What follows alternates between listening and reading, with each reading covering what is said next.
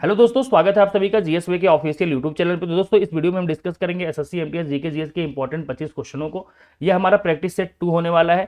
इससे पहले आप लोग वीडियो के बाद लाइक कर दीजिए, शेयर कर दीजिएगा। अगर चैनल पर नए होंगे चैनल को सब्सक्राइब जरूर कर लीजिएगा। तो आज का पहला प्रश्न है, जब व्यय राजस्व से अधिक हो जाता है तो उसे क्या कहा जाता है? ऑप्शन है घाटा, अधिशेष, रिजर्व या फिर ऋण। तो उसको घाटा कहते हैं, याद रखिएगा। अगला प्रश्न है आपका, निम्नलिखित में से कौन सा विधेयक केवल लोकसभा में ही पेश किया जा सकता है? ऑप्शन है संविधान संशोधन विधेयक, प्राइवेट मेंबर्स बिल, सरकारी बिल या फिर मनी बिल।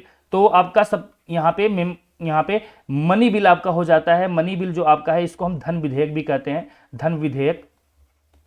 यह केवल, अगर हम बात करें तो केवल यह लोकसभा में ही पेश होता है। राज्यसभा में के पास कोई अधिकार नहीं इससे संबंधित। यहाँ पे राज्यसभा के पास कोई अधिकार नहीं, कोई राइट्स नहीं है। ठीक है, कोई भी राइट्स राज्यसभा के पास नहीं है इससे संबंधित। ये सारे के सारे राइट्स लोकसभा के पास हैं।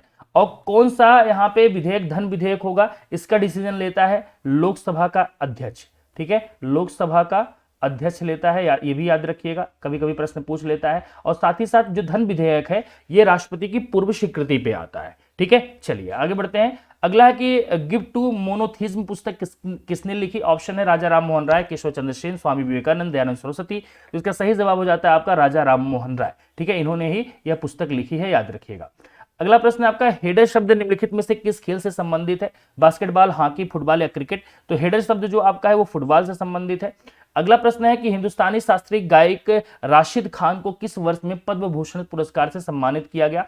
तो अभी राशिद खान जी को पद्म भूषण दिया गया है, किस वर्ष में दिया गया? ऑप्शन है 2020, 22, 21 या 19। तो 2022 में इनको दिया गया है। अगला है कि गंगा का मैदान किन दो नदियों के बीच फैला हुआ है? गंगा के मैदान की बात हो रही है कि किन दो नदियों के बीच में फैला हुआ है? ऑप्शन है घग्गर और तीस्ता, यमुना तीस्ता, घग्गर और भागीरथी, गंगा और तीस्ता। इसका सही जवाब हो जाता है आपका घग्गर और तीस्ता। इन्हीं दोनों के बीच में गंगा का पूरा जो आपका मैदान है वो फैला हुआ है।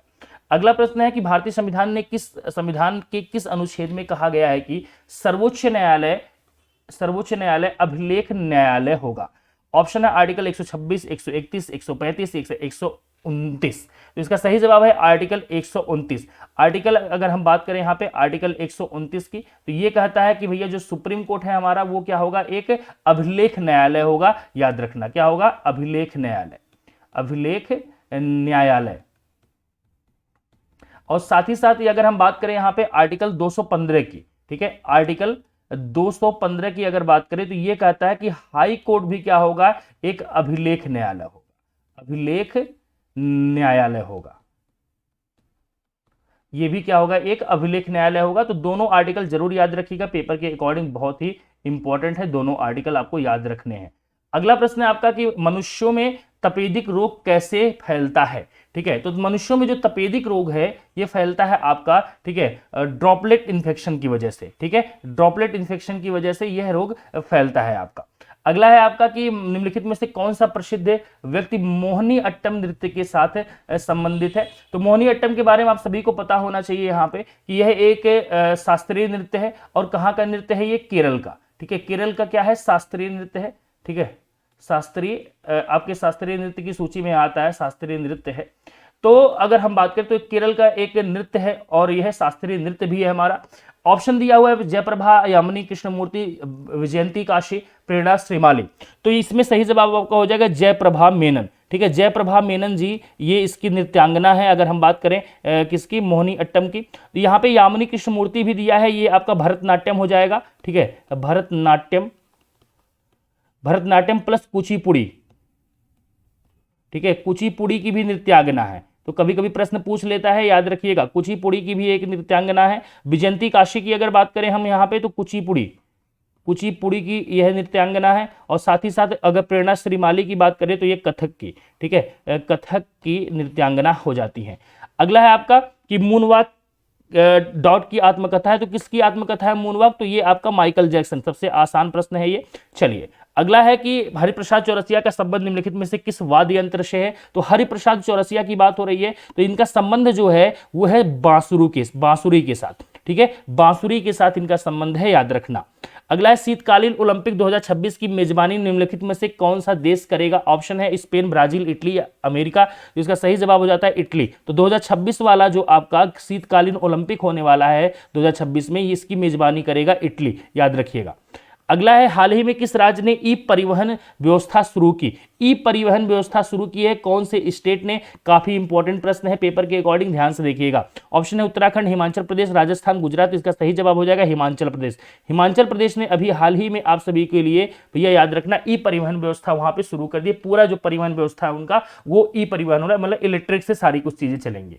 अगला है कि राष्ट्रीय युवा दिवस किस दिन मनाया जाता है? तो ये सभी को पता होगा कि नेशनल यूथ डे जो हमारा है वो 12 जनवरी को मनाया जाता है, क्योंकि इस दिन स्वामी विवेकानंद जी का जन्म हुआ था। ठीक है, तो उनके बर्थडे के रूप में हम सेलिब्रेट करते हैं, इसको याद रखिएगा।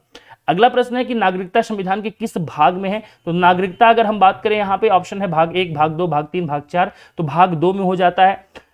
आज का अगला प्रश्न है कि बोमडीला दर्रा किस राज्य में या केंद्र शासित प्रदेश में स्थित है? जम्मू और कश्मीर, लद्दाख, सिक्किम, अरुणाचल प्रदेश। तो इसका सही जवाब हो जाता है आपका अरुणाचल प्रदेश में आपका अवस्थित है। ठीक है, ये दर्रा याद रखना। अगला है आपका कि माउंट किलिमंजारो किस देश में है? तो माउंट किलिमंजारो काफी फेमस है, आप सभी को पता है। कहां पे भैया? ये आपका तंजानिया में अवस्थित है। ठीक है, तंजानिया में है ये। अगला है कि सालिम अली पक्षी अभ्यारण्य किस राज्य और केंद्र शासित प्रदेश में है? ऑप्शन है असम, जम्मू एंड कश्मीर, गुजरात, गोवा। तो ये आपका गोवा में है, ये पक्षी अभ्यारण्य है, ये भी याद रखना। और इसका नाम है सालिम अली पक्षी अभ्यारण्य। कभी कभी बच्चे यहाँ पे जम्मू कश्मीर मार देते हैं, लेकिन ये आपका गोवा में पड़ता है, याद रखिएगा। अगला है कि कौन सा देश सभी सार्वजनिक परिवहन मुक्त करने वाला दुनिया का पहला देश बना है? ठीक है, मुफ्त करने वाला याद रखना कि भैया मुफ्त मतलब फ्री है। ठीक है, फ्री में सारी कुछ चीजें यहाँ पे मिलने वाली है, परिवहन की जो सारी सुविधा है वो फ्री में मिलेगी। तो क्या हो जाएगा इसका? पुर्तगाल, नीदरलैंड, लग्जमबर्ग, स्पेन। तो इसमें आपका लग्जमबर्ग हो जाता है, इसी ने सारी की सारी परिवहन सुविधाएं फ्री कर दी हैं। अगला है कि भारत का पहला एक्वा पार्क किस राज्य में स्थापित किया गया?